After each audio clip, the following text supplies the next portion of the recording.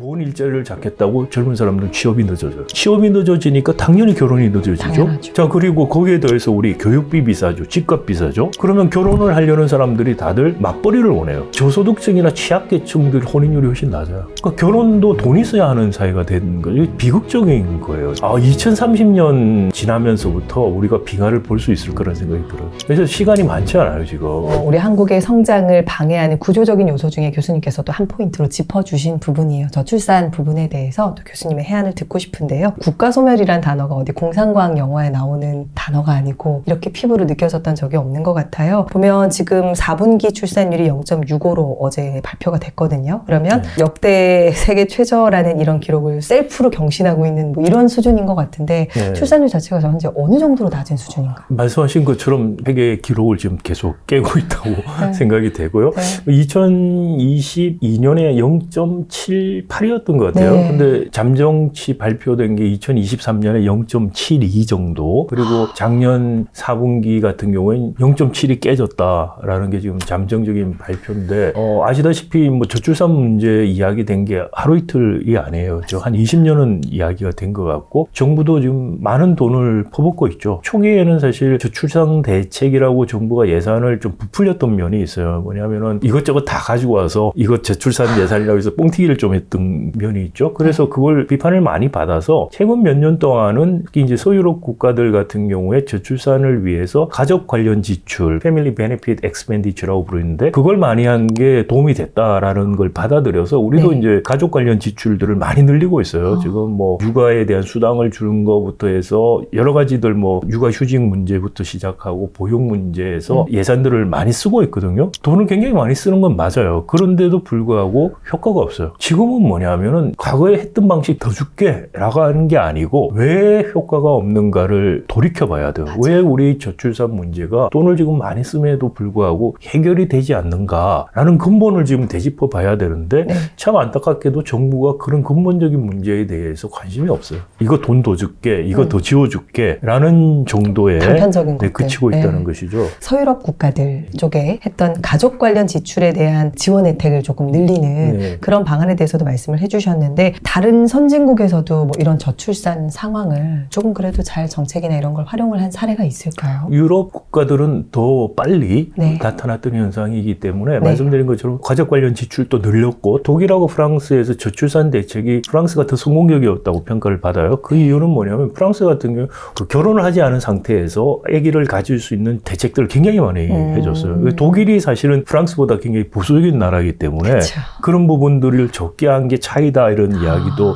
나옵니다. 근데 우리나라도 이제 저출산 대책을 보면 사실 우리는 독일보다 훨씬 더 보수적인 나라죠. 그러다 보니까 결혼한 사람들에게 아기를 더 낳으라고 주는 혜택이 대부분이에요. 자, 그런데 문제는 뭐냐면은 우리나라 저출산의 근본 원인에 대해서 한 30년 자료를 가지고 연구한 서울대 경제학과의 이제 이철희 교수라는 분이 계시는데, 그 연구에 의하면은 우리나라 저출산 원인의 85%가 결혼을 적게 해서 그렇다는 거예요. 그러니까 결혼을 한 사람이 아기를 적게 낳아서 생기는 문제는 저출산 문제 15% 정도고, 나머지 85%는 혼인을 하지 않은 데서 생긴다는 거고, 그럼에도 불구하고 우리는 계속해서 저출산 대책이 결혼한 사람들, 거기 15% 효과를 보는 그 부분만 집중하니까 효과가 안 나오는 거예요. 그러면 근본적인 문제는 왜 우리 젊은 사람들이 혼인율이 이렇게 떨어지느냐는 거죠. 기본적으로 뭐 이제 사회적인 변화도 있죠. 그럼에도 불구하고 가장 기본적인 경제적인 구조에서 오는 거예요. 대기업에 간다고 하더라도 50대면은 대부분 강제로 나가게 하죠. 조기퇴직 당합니다. 조기퇴직을 당하고 그리고 나면은 퇴직금 가지고 나와서 하는 게 자영업이에요. 자, 그러면 3년에서 5년 사이에 거의 다 망해요. 그리고 나면 노인빈곤에 들어가요. 노인빈곤 들어가면은 정부에서 하는 말이 노인 일자리 사업에서 일자리를 늘린다고 했는데 사실은 그 복지 사업을 하고 있는 거예요. 노인빈곤 문제 때문에. 자, 이거를 다 본 젊은 사람들이 어떻게 생각하나요? 내가 좀 오랫동안 직장 다니는데 해야겠다? 전문직, 그죠? 의사, 변호사, 아니면 공무원, 공공기관이에요.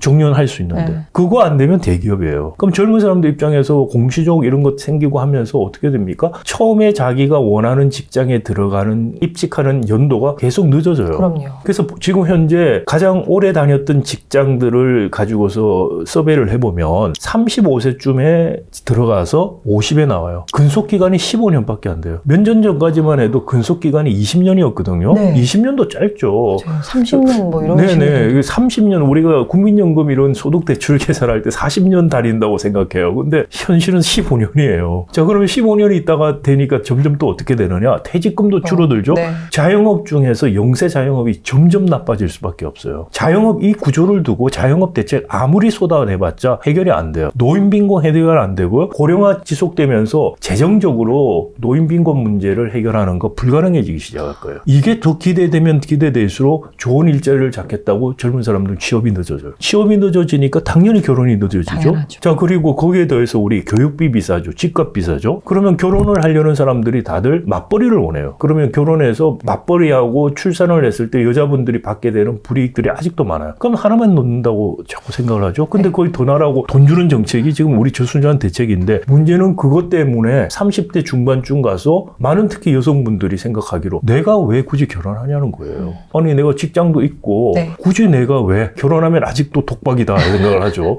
혼인율이 낮아지는 거죠. 당연히. 지금 뭐 혼인율이 지금 최근 한 20년 사이 거의 반토막 나게 낮아졌어요. 네, 맞아요. 초혼의 나이 자체도 굉장히 높아졌더라고요. 그렇습니다. 나이가. 그래서 이게 저출산 문제가 해결이 되려면 기본적으로 우리 중소기업 그러면서 이제 중소기업은 죽어도 안 가겠다 그러죠. 중소기업 가면 결혼 못 한다는 이야기까지 해요. 사회적인 스티그마가 있죠. 왜 그러느냐? 중소기업, 대기업 임금 격차 우리나라 같이 심각한 선진국은 없어요. 우리나라 몇 년 전에 중소기업 정황회에서 한국, 일본을 비교한 임금 격차 비교한 자료가 나온 게 네. 있는데 그걸 보면은 이제 500인 이상 대기업이라고 할 수 있는 네. 한국과 일본을 100이라고 잡아요. 네. 각각. 그러면 일본은 88%예요. 대기업에. 네. 근데 우리는 70%가 돼요. 그 다음에 소기업으로 가면 우리가 임금이 50몇 프로로 떨어져. 와. 일검은 84%예요. 그러니까 평균적으로 해서 대기업 대비 중소 중견기업 합쳤을 때 임금 격차가 미국, 서유럽 국가, 일본 80%예요. 그러니까 중소기업 안 가려고 하죠. 네. 근데 그 왜 임금 격차가 떨어지느냐? 단가 우려치기를 하죠. 중소기업, 중견기업들은 임금을 올려줄 수가 없어요. 일본이나 미국이나 유럽 국가들은 중소기업 임금이 대기업 80%인데 우리는 왜 아니냐? 거기는 전속계약관계 단가 우려치기 이런 게 없고요. 중소기업, 중견기업들 오픈 이노베이션에서 혁신이 거기서 일어나요. 그리고 좋은 일자리들이 생겨요. 그걸 만들어줘야 되는 거죠. 그런 구조교육을 해줘서 예를 들어서 중소기업이 대기업 임금 한 80%다. 그리고 중소기업 20대 중반부터 해서 한 60까지 쭉 갈 수 있다. 자, 그러면 거기에 가서 내가 생활이 되고 퇴직 이후에 연금으로 살 수 있다. 그러면 중소기업들 가죠. 네. 우리 저기 초등학교 선생님들이 대학 교수들보다 연금 많이 받는 분들이 꽤 있어요.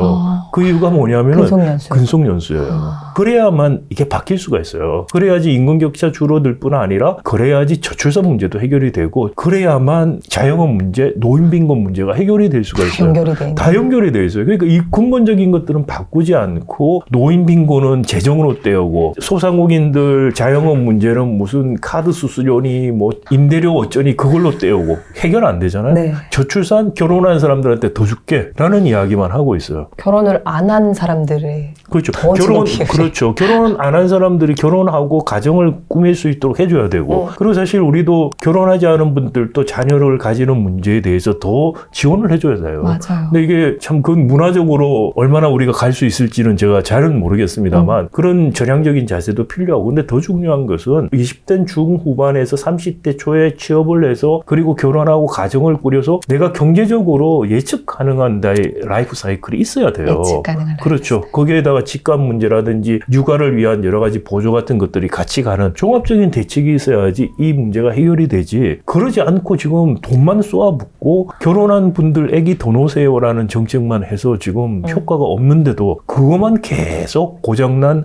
레코드처럼 하고 있는 게 우리 정책이다라는 거죠. 사실 뭐 최근에 신생아 특례 대출이라든가 이런 것들도 보면은 지원은 해주겠다라는 혜택이긴 한데 이것은 어떻게 보면은 구조를 바꿀 수 있는 근본적인 해결책이 아니다 보니까. 저출산이라고 나오는 대책이 대부분 뭐냐면은 소득 수준과 관련 없은 혜택을 줘요. 특례 대출 같은 네네. 경우에. 그런 경우에 어떻게 되냐면 지금 저소득층이나 취약계층들 혼인율이 훨씬 낮아요. 그러니까 결혼도 돈 있어야 하는 사회가 된 거죠. 비극적인 거예요, 사실. 네. 그리고 그런 혜택들 부모들이 돈이 있어야지 할 수가 있어요. 그러니까 사회를 계급화시키고 있어요. 계급화시키고 자꾸 부유층 위주의 정책들을 자꾸 하다 보면은 그럼 사회 양극화라는 게 더 심화될 수밖에 없고요. 네. 그다음에 다수의 일반 국민들은 소외가 되고 네. 이 저출산 문제들 해소될 수는 없어요. 그래서 구조적인 문제도 바꾸고 저출산 대책을 하더라도 소득과 연계시켜서 하는 식으로도 가야 된다라는 말씀 드리고 싶습니다. 이 부분에 대해서 정말 공감을 많이 하는 게 제 주변에도 이제 이런 정책이 나왔을 때 대부분 이제 젊은 친구들, 뭐 30대 한 초반이나 이런 친구들이 무슨 얘기를 하냐면 아니 근데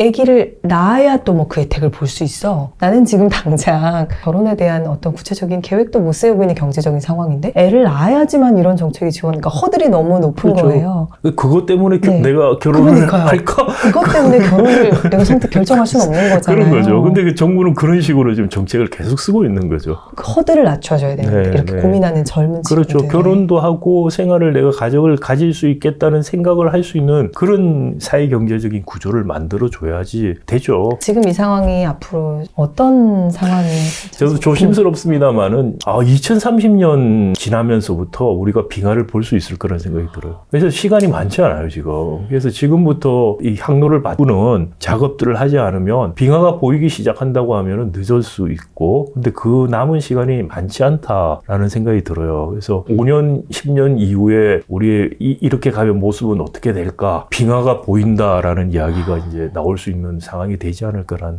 공포스럽네요. 실제로 한국보다 먼저 노령화 사회로 진입했던 대표적인 국가, 아무래도 가까운 나라 중에 또 일본이 있잖아요. 네. 그런데 노령화와 출산율이 일본 경제에 또 어떤 영향을 미쳤는지, 그래서 일본은 저희보다 출산율이 높아요. 네, 그렇죠. 네, 뭐 네네. 어떻게 좀 타결하고 있는지도 한번.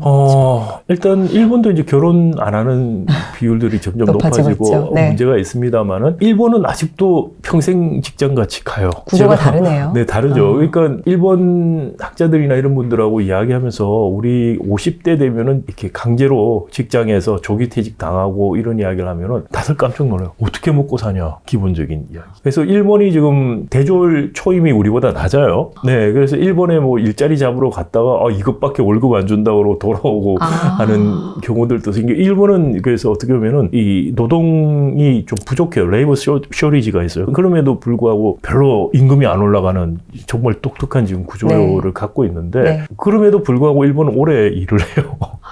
쭉 정년까지 일을 해서. 보장이 되니까. 네, 그래서 우리 같이 노령화가 있어도 노인 빈곤 문제 심각하지 않고요. 네. 저출산 문제 같은 게 덜 심각한 이유도 거기에 있다라고 생각이 되고요. 이제 뭐 부동산, 주식 문제 관심들 많으실 거라고 생각합니다. 근데 정말 주식, 부동산, 내 자산, 내 경제 미래, 내 자녀의 미래에 관심을 가지려면은 한국 경제의 근본적인 문제에 관심을 가지셔야 됩니다. 정말 그런 근본적인 문제가 관심 없이 그냥 일상적인 것만으로 잘 돌아갈 수 있는 그런 사회가 우리는 아직 못 됐고, 그런 사회가 되기 위해서는 지금 그런 관심들을 가지시고 보이스를 내야지 바뀔 수가 있다라는 말씀 꼭 드리고 싶습니다.